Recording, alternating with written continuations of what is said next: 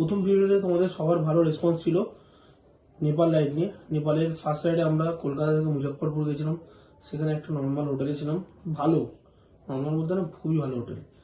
আজ আমরা যে ভিডিওটা তোমাদের সাথে আলোচনা করব সেটা হচ্ছে মুজফ্ফরপুর টু পোখরা যেতে কত কস্ট, নেপাল পারমিট করতে কত খরচা পড়েছে, নেপালে ইন্ডিয়ান কারেন্সির কত রেট দিচ্ছে বা কত টাকা দিচ্ছে, সেটা কি সিম দরকার, সব তথ্য আমি এই ভিডিওর মাধ্যমে দিতে চলেইছি।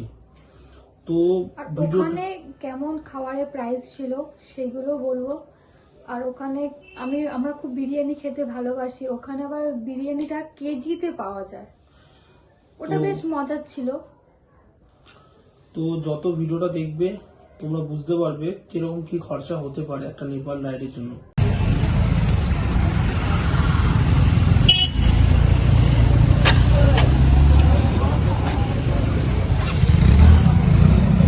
এটা হচ্ছে নেপালের বানসার অফিস, নেপাল যাওয়ার জন্য। আর এর নাম হচ্ছে, নামটা কি বল? গেট। দেখো একদিকে ইন্ডিয়া আর একদিকে হচ্ছে ইন্ডিয়া মানে আমাদের ভারত, আর একদিকে হচ্ছে নেপালের পতাকা লাগানো আছে। আর দুজনে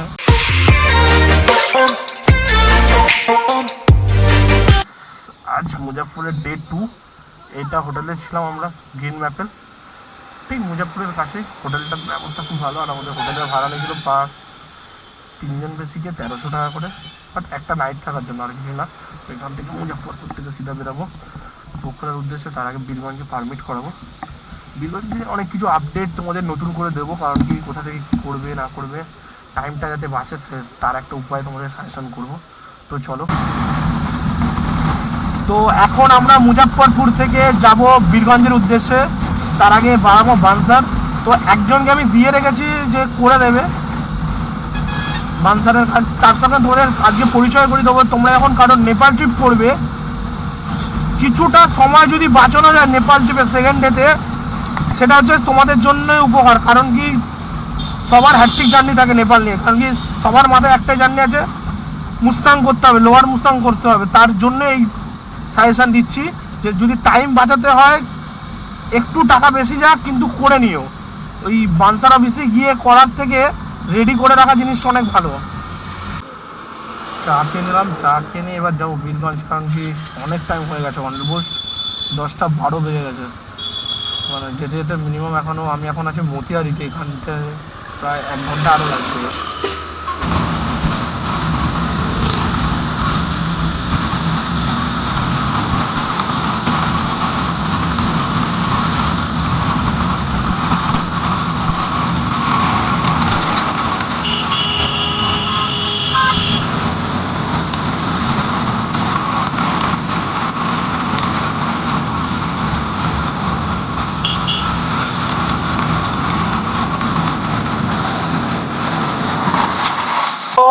ফাইনালি আমরা নেপালে প্রবেশ করতে চলেছি।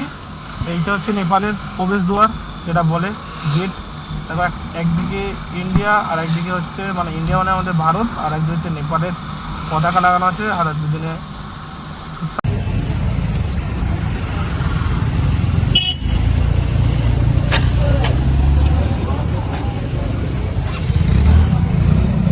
এটা হচ্ছে নেপালের বানসার অফিস, নেপাল যাওয়ার জন্য। আর এর নাম হচ্ছে, নামটা কি বল ভাই? নওরাজ আদাব। তোমরা যখন নেপালে আসবে দেখবেন ভিড় তো থাকেই, তো ওর নাম্বার আমি ডেসক্রিপশন লিঙ্কের নিচে দিয়ে দেবো। এর কাছ দিয়ে চাইলে পারমিট বানাতে পারো, যেরকম চার্জ নমিনাল চার্জ। আচ্ছা, যেটা বলার কথা অরিজিনাল আরসি, কোনো ফটোকপি, কোনো জেরক্স, কোনো কালারিং প্রিন্ট আউট এখানে কিন্তু চলবে না। ওই যার আরসি আছে, কিন্তু স্মার্ট কার্ডের মতন যে আরসিটা সেটাই চলবে। ওর নাম্বার আমি ডেসক্রিপশন লিঙ্কে দিয়ে দেবো। Nowraj, thank you. পারমিট করিয়ে আমরা বেরাবো এখন। সিম আর টাকাটা এক্সচেঞ্জ করে নেবো, তারপরে বেরিয়ে যাবো এখান থেকে। নেপাল যাওয়ার পথে টাকা এক্সচেঞ্জ আর সিমটা তো নিতে হবে, নাহলে তো টাকা পারতেও না। এখানে লেখা আছে মুন্না কিরনা সিম কার্ড হাব। এখানে অনেক গ্রুপ এসছে। এই দোকান ঠিক চেকপোস্ট থেকে উঠে ডান দিকের গলিতেই একটা পুরনো বিল্ডিংয়ের অপোজিটে দোকানটা। খুব সুন্দর ব্যবহার। এখান থেকে আসার সময় যদি নেপালি কারেন্সি থাকে তুমি ইন্ডিয়ান কারেন্সিতে কনভার্টও করে নিতে পারো। খুব ভালো লাগলো দাদাকে, অসংখ্য ধন্যবাদ। আমরা যখন বেরিয়েছিলাম মুজফ্ফরপুর থেকে পোখরা, তো নেপাল বর্ডার যখন ক্রস করব, তো যথারীতি সবাই জানো যে পারমিট করতে হয়, তো পারমিট করতে আমি একজনকে দিয়েছিলাম। সেই ছেলেটার ভিডিও তোমাদের মানে তুলে ধরেছি ভিডিওর মাধ্যমে, কিন্তু কত কষ্ট পড়েছে সেটা আমি তোমাদের এক প্রকার বলে দিই, কারণ কি আমি তাড়াহুড়োতে বলতে ভুলে গেছি বা বলতে পারিনি ভিডিওতে, তো এটা বলে দিচ্ছি। নেপালি কারেন্সিতে আমার নিয়েছিল 1600 টাকা, আর ইন্ডিয়ান কারেন্সিতে 1200 টাকা, আর 50 টাকা যে ছেলেটা করে দিয়েছিল সেই ছেলেটার চার্জ পারমিটটা। ও 50 টাকা নিয়েছে ঠিকই, কিন্তু আমাদের অনেকটা সেভ হয়েছে, টাইম বলো, আর আমরা বাইকে করে ট্রাভেল করি, বিশাল কষ্ট হয় ওখানে, একটু আমরা রেস্টও করলাম আর ওটা করেও দিল। ওর নাম্বার আমি ভিডিও নিচে দিয়ে রেখেছি, তোমরা চাইলে যারা নেপাল রাইড করছো তারা যোগাযোগ করতেই পারো। আর দ্বিতীয় কথা হচ্ছে সিম, কি সিম না যাবে, দেখো ইন্ডিয়ান সিম চলবে না বলছি না, চলবে, কিন্তু কোনো ভরসা নেই কোথায় টাওয়ার থাকবে কোথায় টাওয়ার থাকবে না, তার জন্য বরঞ্চ 350-300 টাকার যে নর্মাল নেপালের সিম আছে সেইটা ইউজ করো। 7 ডেজের জন্য ওরা রিচার্জটা করে দেয়, আনলিমিটেড নেট বলে, বাট আনলিমিটেড নেট নয়, এটা তুমি মাথায় রাখবে। জাস্ট 7 দিন চালানোর মতন যাবে, এরকমই নেট রিচার্জ করে ওরা দেয়। আর টাকা এক্সচেঞ্জের কথা, ও মানে আমাদের 1 টাকা মানে ওদের ওখানে 1 টাকা 60 পয়সা, মানে আমাদের 100 টাকা মানে ওখানকার 160 টাকা, এই হিসাবেই চলে। টোটাল টিপের যা বাজেট হয়েছিল সেটা আমি সব থেকে লাস্ট ভিডিওতে দেবো, তো ততক্ষণ এই ভিডিওটা এখন দেখো। আর এখানে দাঁড়িয়ে আজকে ব্রেকফাস্টটা তো হয়নি ঠিক করে, আর লাঞ্চ করলাম কি জানা, কি জাইজ বিরিয়ানি, ভালোই ছিল মোটামুটি। দাম বিরিয়ানি 400, আর নর্মালটা মানে কালার ছাড়া বলতে পারো, যেটা ফুড কালার ইউজ করে সেটা হচ্ছে 320 টাকা। মোটামুটি দুজনের জন্য অ্যাজ এ পারফেক্ট খাওয়ার জন্য। তো খেয়ে দিয়ে এবার বেরাবো, কারণ পকোড়া ঢুকতে এখান থেকে এখনও দেখাচ্ছে প্রায় 4.5-5 ঘন্টা, নেটের টাইমটাও 7 ঘন্টা ধরে চলছি, অলমোস্ট এখন 3টে বাজে, 7টা মানে মিনিমাম 10টা 10:30 বাজে পড়া রয়েছে। ছোটো পেরিয়ে কথা বলবো তোমার পোখরা ঢুকে দেখি, বলতে পারো জঙ্গলটা টপকাবো এবারে। তোমরা সবাই যারা নেপাল আসছো, নেপাল গেছো, তারা ভালো করেই জানো জঙ্গলটা কত বড় জঙ্গল। সেই জঙ্গলের এখন ওখানেই আছি, জঙ্গলের মধ্যে ঢুকতে, এই রাস্তা দিয়ে ঢুকতেই পুরো ওয়েদার চেঞ্জ হয়ে গেল, পুরো ওয়েদারটা চেঞ্জ হয়ে গেল, ভালো লাগবে।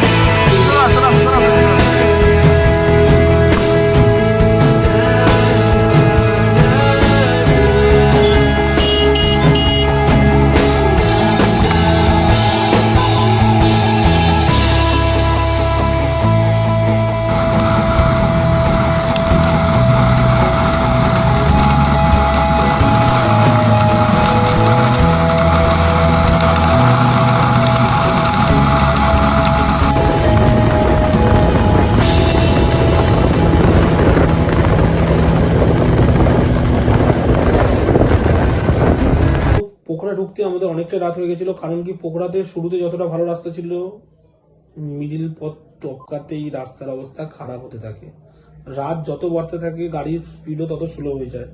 আমাদের অনেকটাই ঢুকতে লেট হয়ে গেছিল পোখরাতে। তো পোখরা কিছুটা দূর অনেক রাস্তায় কাজ হচ্ছে, তাই জন্য আমাদের ঢুকতে দেরি হয়েছে, তাই জন্য হোটেলের কোনো ভিডিও আমি এখন দিতে পারলাম না। নেক্সট ডে যখন আমি কোথাও পোখরা সাইট সিনের জন্য বেরোবো, নেক্সট ডে যখন সাইট সিনের জন্য বেরোবো, তখন আমি তোমাদের হোটেলের ভিডিওটা তুলে ধরবো। তো ততক্ষণের জন্য গুড বাই, সবাই ভালো থেকো, পারলে ভিডিওতে লাইক কমেন্ট শেয়ারটা করে দিও, আর সাবস্ক্রাইব। টাটা।